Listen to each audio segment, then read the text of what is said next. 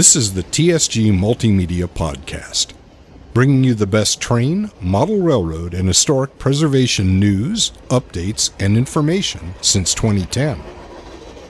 We're sponsored this month by the TSG Train Crew on Patreon and by ModelRailroadControlSystems.com, Electronics for Operations, and by Podomatic, a podcast hosting and distributing platform.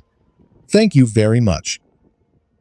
Hello, I'm John, your host, and welcome to the TSG Podcast, where you get a look at the behind-the-scenes goings-on here at TSG Multimedia. All the names rolling past on the screen are members of the TSG Train Crew on Patreon, and we recognize them every month like this because without their support, the content you enjoy on this channel would not be possible. If you like what we do here, join the TSG Train Crew by going to patreon.com/TSG Multimedia and add your name to this list. We also have sponsors, and I have included links to their websites on the written description of this program below. Thanks to everyone who helps us create the content for this channel. So I want to mention, if you listen to the audio podcast, I'd like to invite you to watch the version that has video so you can get the full experience of what you're hearing. Also, if you're a regular podcast viewer and you find yourself pressed for time, you can take the TSG podcast on the go with you on your next road trip. Look for us on Podomatic.com and wherever you get your favorite podcasts. July was pretty relaxed at first, then we got real busy toward the end of the month, as you'll see. So let's get started. We did something train related today. This is the end of the Talking Trains show, and I'm here with my friends Tom, Charlie, and Murf, of course. And we just had a really, I thought, nice discussion about operating model railroads. And I actually learned something from it. What did you guys think? What was your takeaway, if you will? And we can just go down the line here just for the podcast. What was your takeaway, Tom? Oh, me first? Do you have a takeaway? First takeaway is I want to ask Murf if I can get an invitation to the SBL sometime. Oh, absolutely. Yeah, be my guest. Although it has to be a time when I'm going to actually be at the club because I wouldn't want to miss that. Oh, yeah. Yeah, I want you. I usually dispatch from home. Can I come too? Because in case he messes up, I want someone to be there. Well, maybe we should make it a whole group visit. We should. Maybe we can do a Loveless crew. Yeah. Photo session at SBL. That would be great. I haven't been there in way too long. Yeah, so that was your takeaway, to get an invitation for SBL? That was one of many takeaways. I loved hearing the backstory of how Charlie got involved in operations. I like sharing my story. And different control methods for the railroads and things like that. I know a lot about operations, but I thought some questions that the audience asked were pretty intriguing. So I enjoyed the experience overall. What about you, Charlie? I had fun just being on Talking Trains and hanging out with you guys. Like we talked about during the episode. Yeah. Hanging out with fellow nutcases is what it's all about. So my takeaway was just it's a lot of fun, and I have a passion for wanting to have more people get into the whole operations game. So having a chance to do this and seeing some great questions from some of the folks who are listening, I hope they got something out of it, and I certainly did. Good time. Yeah.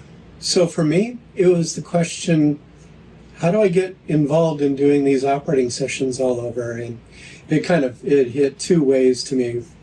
First of all, there's the obvious, go ask the oldie sake. Go to your hobby shop, see if anybody else is there. Go to a club in the area that does operating. But the other thing that really kind of reminded me is how fortunate I've been to be here. And having great friends. So there you go. Yeah, cool. There. We live in a really good area for that, I think. Yeah. And you know what my takeaway was? Is that we can only fit 4 people here. There's that. So we're going to have to come up with So the whole premise here is today we were going to have 5 people here, but one of the people couldn't come. So we set up how things are in here, and we just barely fit the 4 of us, as you can see. So Yeah, that's my takeaway. I'm going to have to come up with a plan for. I think we just have Maybe we chairs. maybe we have a switching high every chair 5 in minutes. behind here for me. Yeah, for you. a high chair for me. A little bit too. Well, and some Cheerios. And a rattle. And some And Cheerios. a rattle, like, yeah. No, but the other thing for me was there were a lot of really good questions. Yeah. And the questions that we get on the Talking Train show are usually a highlight for me because it demonstrates, one, that people are actually engaged, Yeah. which is cool because, when I put stuff out myself, I don't expect anything, other than to be happy with it myself. Mm-hmm. But to have people interact with you like that, I think is very rewarding as a person who makes videos. So that's really cool. So if you missed Talking Trains live, you can catch it on the replay. I would highly recommend to do it because unlike a lot of our Talking Trains shows where it's a very, I guess, regimented, well, I can't say that because there's always some element of just conversationalism. Or is that a word? I guess it is. It was more of an improvisation this time where we didn't have a script or a specific presentation that we were making. It was just the four of us interacting with our audience. And that was really rewarding. So please look it up. If you missed us live, you'll probably enjoy it. Should we sort of call this a jazz session? Since we were improvising. I was thinking we had a theme and we freestyled. That'll work. That's how jazz works. Yeah. You have a theme and then you freestyle. Yeah. Well, watch it anyway. For me, it was the same as usual. I don't know what I'm doing, so I think that's the same. Always a good thing to Always understand. If you don't know where you're going, you can't get lost. That's right. Hey, catch Talking Trains on the replay. Well, good morning from Hollister, California. We came here today because the San Benito Southern is on an open house tour, I guess, for the Bay Area Garden Railway Society, which Sydney and I are both members. We forgot our name tags. That's a real bummer. But anyway, I brought my battery-powered Climax, and it's the one that we really did everything to here on the channel a few years ago or a couple of years ago. Trevor Park helped me put the battery and Blue Nami in, and then last year Kevin and I did the lettering for it. So you'll be seeing that here today. And this is one of those things that happens every year, and it's as much a chance to help with the open house as it is just to hang out with these guys. So you can see a video of the San Benito Southern here on the channel. We've actually done 2 layout tours here, one from about 7 or 8 years ago and one from 1 or 2 years ago. Of course, the 1 or 2 years ago one is more like what the layout's like now. And I'm going to see if I can get one of these guys to maybe show us some of the new stuff that's on the layout. So, should be fun. Well, here's something new. What did you call this guy? That's a grave robber. He's robbing the grave. He looks like he's taking a whole sack of stuff out of the cemetery there. He doesn't look like he works here, Kevin. No, This is new too. What's this guy? that's a little Davenport diesel switch engine. Yeah. It's got a Blue Nami decoder in it. And it's actually an HO decoder. Oh, Yeah. doesn't An doesn't it draw the amperage to? That's what it's designed for. Oh, Yeah, it's got the little slot on the circuit board in there to hold an HO decoder. but did you put batteries in it yet? Nope. Uh-huh. Are you going to? Yeah, eventually. Well, that's nice. So it's running off track power with the Blue Nami. Yeah. So that allows Kevin to run it with his phone seamlessly. And yeah, that's a nice little engine. So this little pickup truck here is a new piece of equipment for the layout. Oh, there's something going by. I had a little squirrel moment there. As I was saying, that little truck, these guys got that in Sacramento when we went to the train show a few months ago.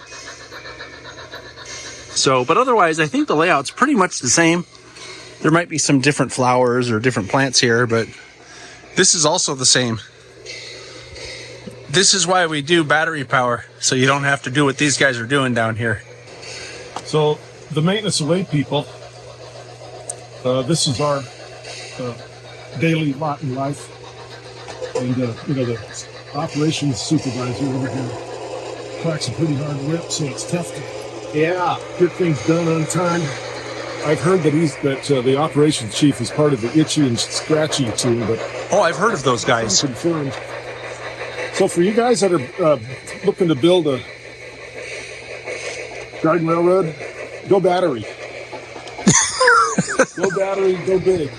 We're going to go battery here.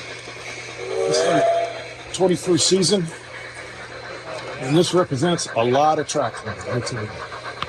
It takes, in the morning like this, because you got the marine layer here, Hollister, causes problems first thing in the morning. So this is a rich race.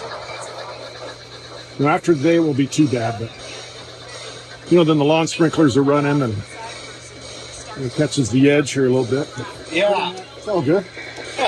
Once we get the kinks out this morning, we'll be running hard all day. Oh, you're already having a problem over here, huh? Yeah, we got to replace this coupler. Didn't want to stay closed.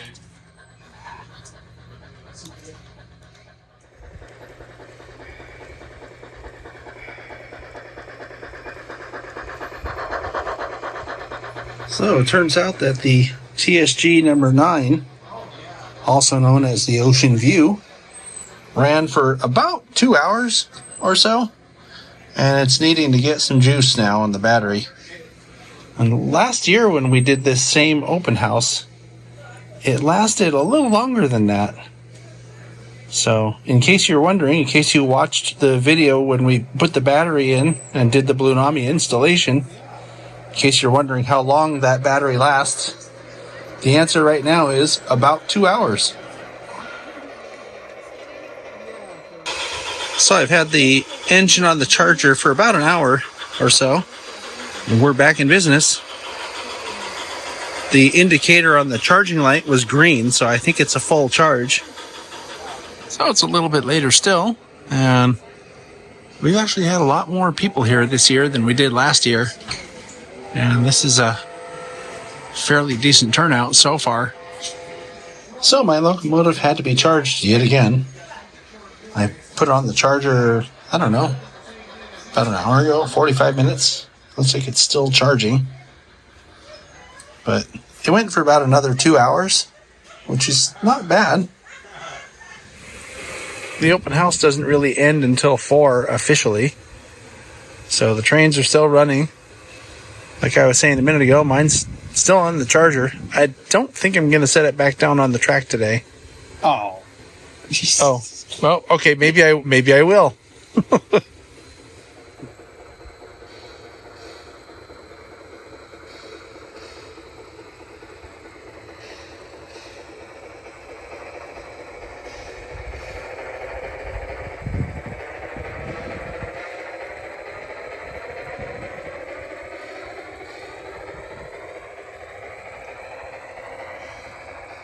Well, this is the end for real. The trains aren't even running anymore. And I thought I was going to get these guys to talk about what's new on the railroad, but there really wasn't anything new on the railroad. Just, typical upkeep type stuff. And that's about it. So that's it from the San Benito Southern. And another year of, I guess, hanging out and running trains. Hard to argue with that.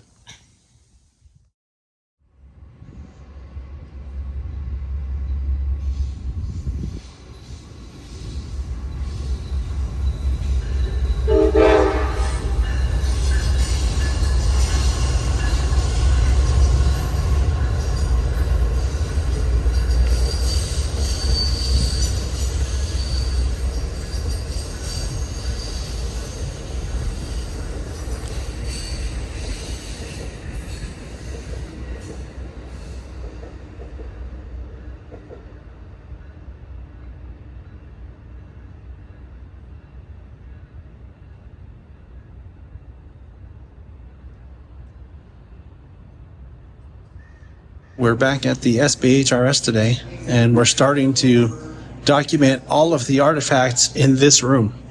And this room has a lot of artifacts. They're all over the walls. They're all in these cases here. So this room, I think, is probably going to take several sessions. And if you look up, you can see that there's artifacts all over the tops of the walls too. So I'm not even sure how we're going to get pictures of those things. All right, so this is a bit later, and we've concluded what was actually a fairly busy weekend. I had a great time at the San Benito Southern yesterday. And then this morning, I didn't talk about it when we went out, but we actually went to meet some friends for breakfast. One of said friends is from Southern California and was up for some operations up here. He'd actually taken the Coast Starlight up on, I think, Thursday or Friday, and then was going back on the Coast Starlight today. So we met up for some breakfast, and thanks, Dean, for mentioning that, because it was good to see you and hang out with you and Bryn this morning. And then, of course, we went after that to SBHRS and archived the artifacts there, or documented, or whatever you call it, entered them into the database, right? Taking pictures and such. Found some pretty cool stuff today. Stuff that I knew was there. We've seen it before. It's in the main room. So, but that was also nice to do. We ended up having to cut that a little bit short because there was an event happening at the depot this afternoon.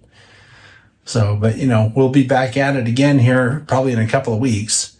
And it's a really big job to document everything that's in that depot. And the room that we're in the process of tackling, that we just started this morning, is maybe one of the most populated rooms as far as artifacts go. So anyway, lots more work to do, and that's the end of this weekend's update. We're at Roaring Camp today, and I'm going to be filming some of what we refer to as the beach train operations today, because they do something kind of interesting here during the summer when the beach train is running. They have a charter that runs out of a place called Mount Hermon, or Olympia. It's very close to here, actually. And this charter is for some kind of a camp that they charter an entire beach train to take campgoers to the boardwalk on Wednesdays. And there's some interesting switching and maneuvering that takes place because of that, both up here at Roaring Camp and then also down in Santa Cruz. So we're going to be recording this today, and it'll be a video that comes out sometime in the not too distant future to show you the other side of Roaring Camp. Because I think most people know about the narrow gauge steam trains that go up the mountain here. The beach train is something completely different. It's a standard gauge that basically runs on the former Southern Pacific line that used to go all the way over the hill, as we call it, from Silicon Valley all the way down to Santa Cruz. It actually went farther than Silicon Valley, and it dates back even before that. It was a narrow gauge line that went all the way from a place called Alameda all the way down to Santa Cruz. So it's an interesting setup, and it's an interesting place, and they do some pretty cool operations here. So you'll see some of that, and then you'll see some when the video comes out. Should be a lot of fun. Something interesting has already happened this morning. Turns out, I've heard through the grapevine that the FRA was here yesterday, and they bad ordered a bunch of cars that they were going to be using today. So they're only going to run one train today, whereas they were supposed to be running two. And it was going to make for some very interesting maneuvering down in Santa Cruz that I mentioned earlier. So we're going to catch whatever we can here today, and it'll be good, I guess, filler material for the final project. And so, this kind of stuff happens when you're out filming trains. So we're going to have fun anyway.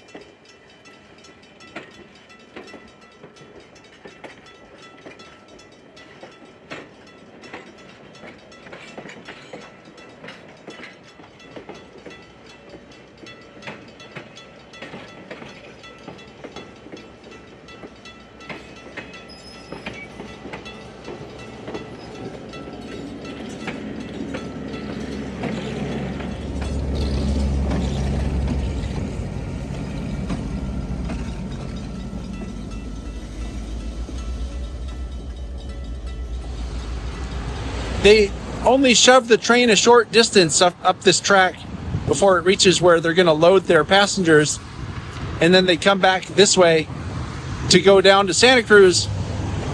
So we're just waiting for them, and this is really, it's chasing trains, right? We're going to be chasing this train. I'm just not making an official chasing trains episode about it. So we're just waiting here until the train comes back through and going to follow it down the hill.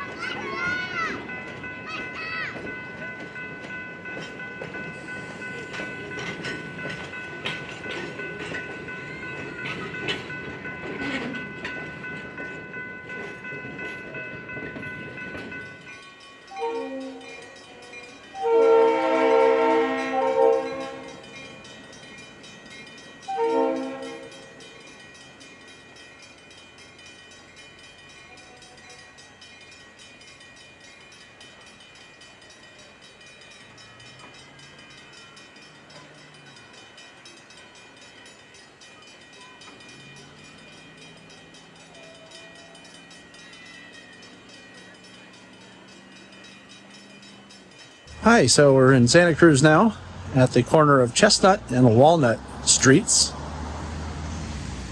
And we've chased the train down here to Santa Cruz. I got some pretty dramatic shots of it coming down Beach Street. It does some street running there. And because they had some bad ordered cars on the regular beach train, they're only running this one train today as the beach train. So for this video, doesn't really matter, but it does change what we were planning to do here. I was going to be getting some very interesting movements of both of the trains, interchanging some cars over at the Y, because there's a Y not far from here. Not going to happen now. And this is what happens when you go out chasing trains or doing anything that's related to, following what a railroad's doing. Plans change all the time. And plan B becomes plan C, and plan C becomes plan D. It happens. That's just how it happens, right? So anyway, what we're going to do then is we're going to get a shot of the train leaving Santa Cruz. I have to go back up to Roaring Camp to hand something back off to Kevin, who's on the train today.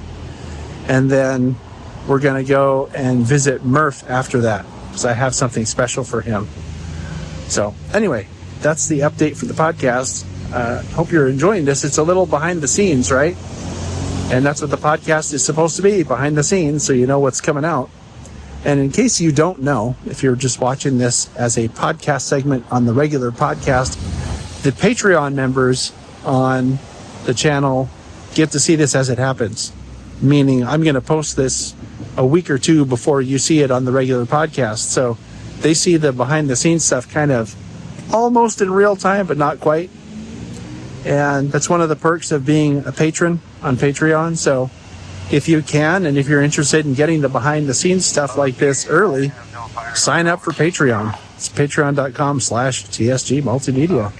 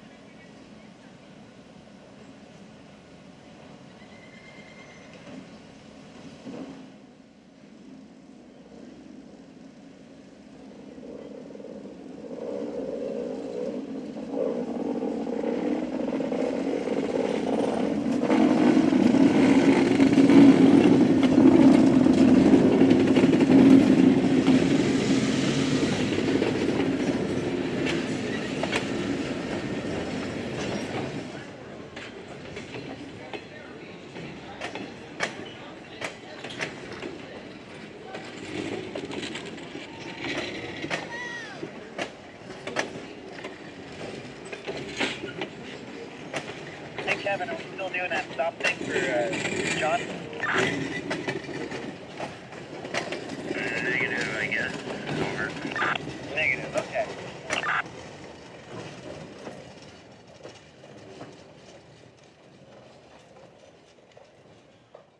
Okay, I like the results of this a lot more. And I learned to leave some blacker areas because it's just the way it works. Right. What do you got going over here? This is a podcast segment. Oh. What do you got going on here? This is my Santa Cruz yard that on my railroad ends up overlooking Monterey Bay. Ah. So this is actually looking over towards Monterey there. And it looks like it too, actually. Yeah, I actually went from a picture for that. You're quite an artist. Yeah.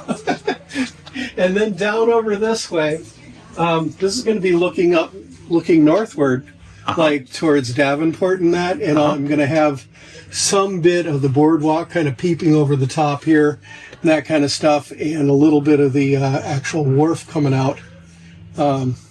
So people watching the podcast, Murf, know that your layout is real now. It's actually real. Yeah, it is real. We weren't just talking. Yeah.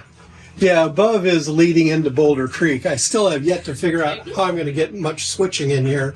There's a big, long passing siding here, for the most part. All to be determined. That's right. Okay. Ooh. Holy cow. And it says... Guillermo Ward. This is great. It's us again. And we're here at John Zock's Sierra 1955 layout. Just got our job. We're going to do something called the rock train today. Got the controller here. And the Sierra 1955 by John Zock is a layout that you can see on this channel in a couple of places. We did actually 2 layout tour videos here, one from many years ago and one more recently. I think it was last year. And also there's a Model Railroading 101 video called Up Till You Drop, and it talks about two types of dispatching. I don't remember the details on that one, but you can see this layout in a little bit more detail and see the operations of the layout on that op-to-drop video. Anyway, we're going to have fun operating today. It's the first op session we've done in a long time. Okay, so this job is a great one that we happen to select because we can do this job and have some switching and run around the layout and not really have a lot of interaction or impact on other operators. So as people new to operating on this layout, it's a great job because we can kind of get familiar with it and not negatively impact other people having fun on the layout.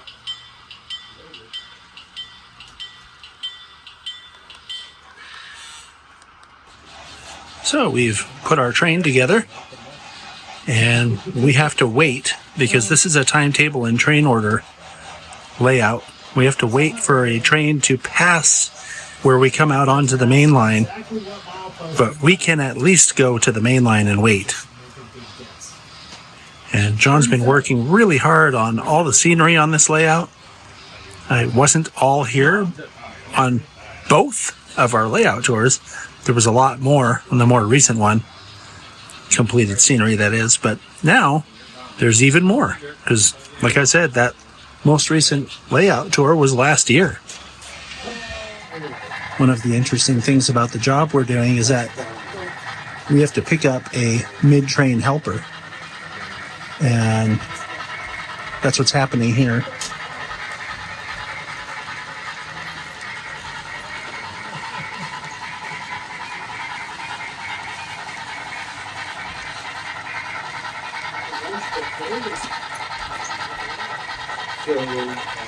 And that's because the rock cars were too heavy for just one engine.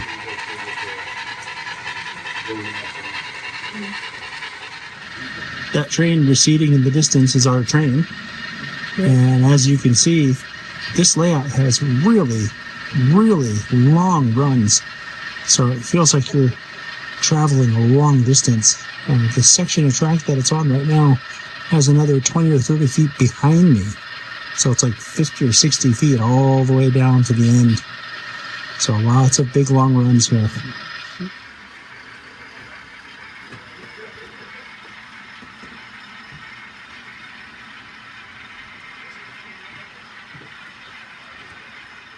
This is another example of a long run on this railroad. And you can see it's a different aisle. So the lighting is different. And it's not as long as the run in the other aisle, but it's still long. This has got to be at least 30 feet to the end. It is Sierra 1955, so that's transition era. So we have diesels running around here too.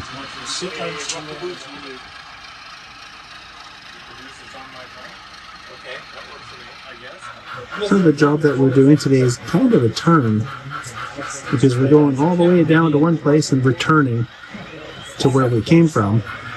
So we're on our way back, and I wanted to show how this is a really long run down this aisle.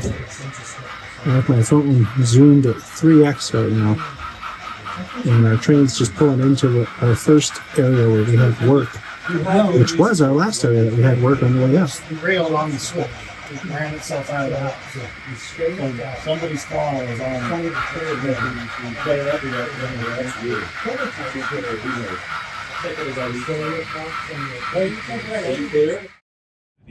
I didn't do a wrap-up yesterday. I meant to, but didn't do it. But so I'm going to do my wrap-up here today. I'm sitting in the back of the car, and we're going to a place called the Yosemite Mountain Sugar Pine Railroad.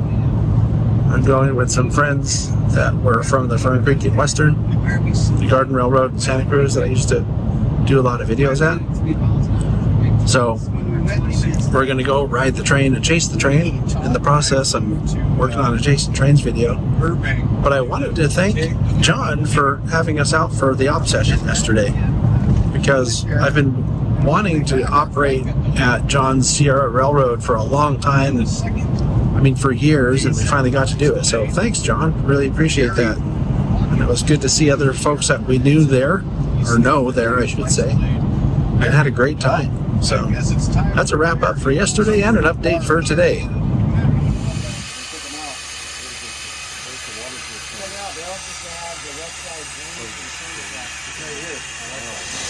We've made it out to the Yosemite Mountain Sugar Pine Railroad. And behind me is a 3-truck shay, number 10. Brand new set of pre-worn gears that they had already heat treated. And then we began our operations in about 1965.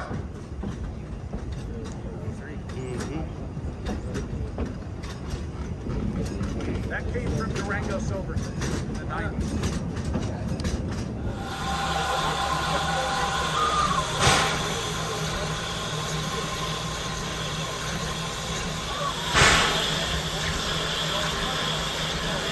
This locomotive, the West Side number 10, or Yosemite Mountain number 10, is exactly twice the size of our Roaring Camp number 1, the Dixiana here on the shirt. Our engine is 42 tons, and she's 84 tons. And this is what I refer to as the interesting side of a shay, because it has all that gear stuff going on.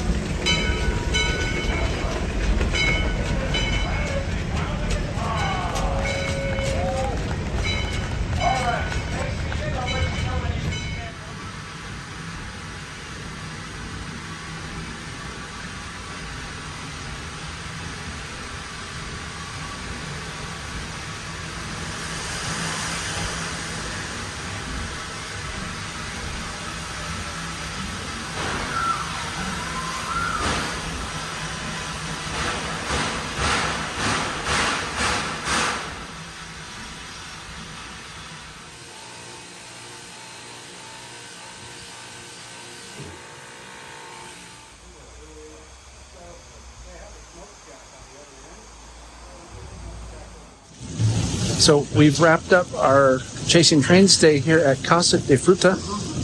And I've always wanted to check this place out. It's pretty cool. We rode their little train ride. It's a little 16-inch gauge thing. Kind of cool. If you have any kids who like trains, this is a great place for that. There's a lot to look at here and a lot of exploring to be done. But anyway, that's it for the podcast. And we had a great time. I should thank all the guys for inviting me to go. And hopefully we'll do it again. Maybe it'll turn into a tradition or something. We'll find out later. But that's it from Casa de Fruta. We have returned to Roaring Camp today. Going to do some more filming of the beach train operations, or Mount Hermon charter operations. So here's a setup that I'm using to catch the movement to Mount Hermon. I have my GoPro clamped on the car, so it should look pretty good.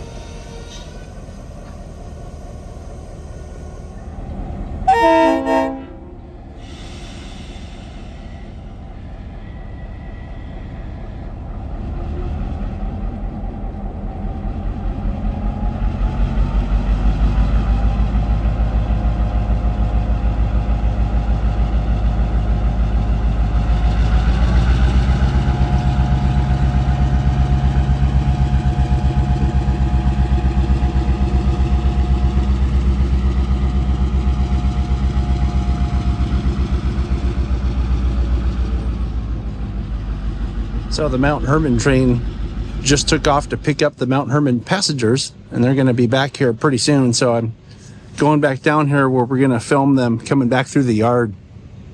This is the beach train. So they have two CF7s here. One is on the Mount Hermon special or charter that we just filmed, going to Mount Hermon. And then there's this one. This is the beach train. The beach train is a regularly run, daily train during the season. So the Mount Hermon train is going to have hundreds of passengers. So they load up most of the cars on that train. They take it down first. Then they'll load the beach train here at Roaring Camp, and they'll take it down after the Mount Hermon train goes. And there's a Y down in Santa Cruz, which is where we're going to go next after this. And at the Y, the Mount Hermon train will leave some cars for this train to pick up so that the beach train, which is going to run all day, will have enough capacity. So it's actually kind of cool. It's an interesting operation, and Kevin thought it would be cool to share the movements with the Y and all that stuff on the channel. And I thought that's a good idea. So here we are.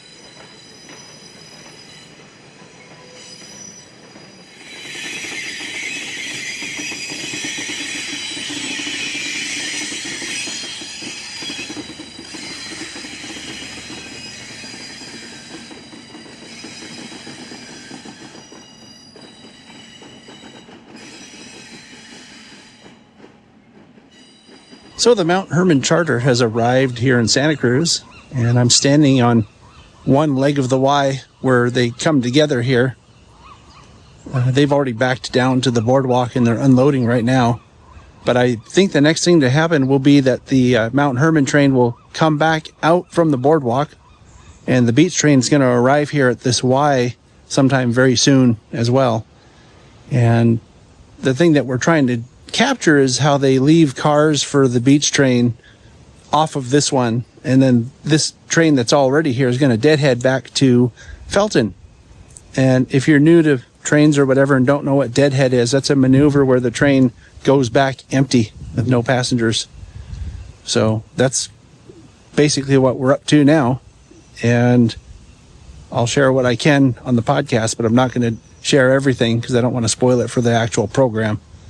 If you're watching this on the podcast, on the regular release of the podcast, just know that the Patreon members, those are the supporters who help support my work here on Patreon, are going to see this whole thing much, much sooner than everybody else in stunning 4K. So if you're not a Patreon member, it might be a good idea, if you're interested in this, to sign up.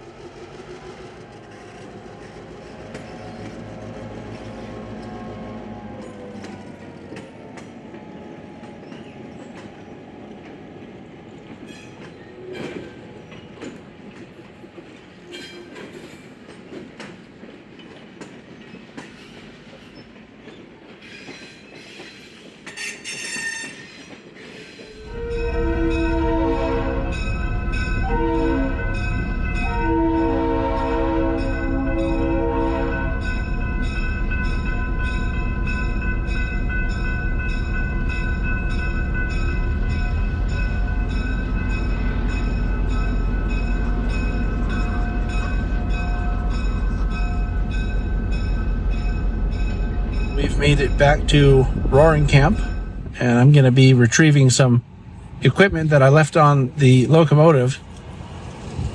But I think we got what we came here for today, and I also think that we're going to be going out to Watsonville sometime in the near future to catch some freight action, because Roaring Camp now is the freight operator in Watsonville, or the contractor. They do the work, whatever that means. I don't know what the official title is. So that's it for today, and I need to get back home and finish up this podcast because it comes out in a couple days. So it's pretty fresh. See you soon.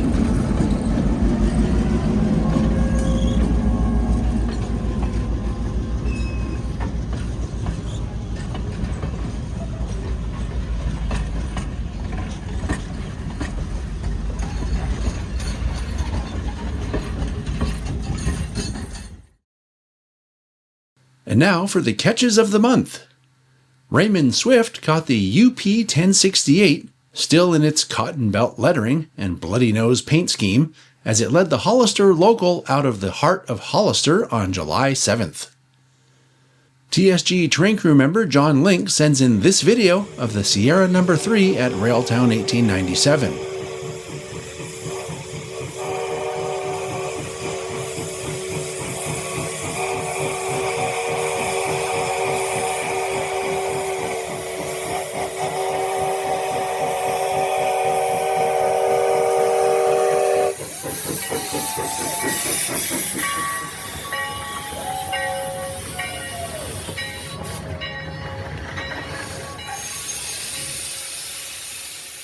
And finally, Lucas Woodward sends in a video of an extremely rare event on the Puffing Billy Railway from Friday, July 18th, when NA class tank engines 12A and 7A double-headed the incredibly popular Train of Lights from Lakeside to Gembrook.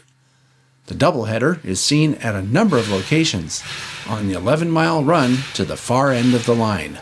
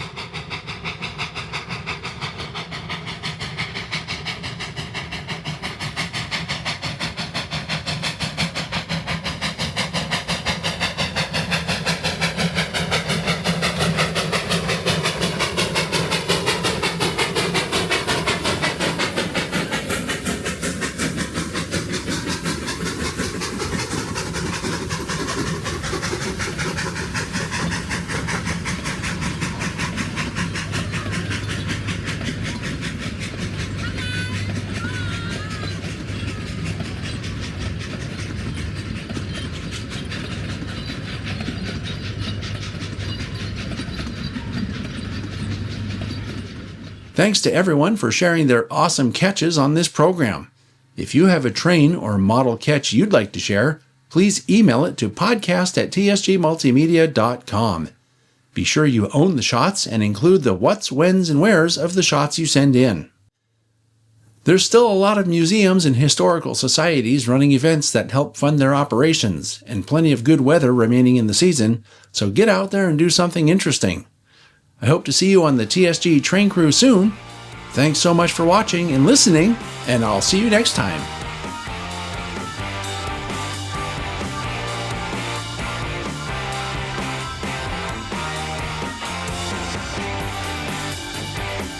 If you enjoyed this program, please join the TSG Train Crew on Patreon.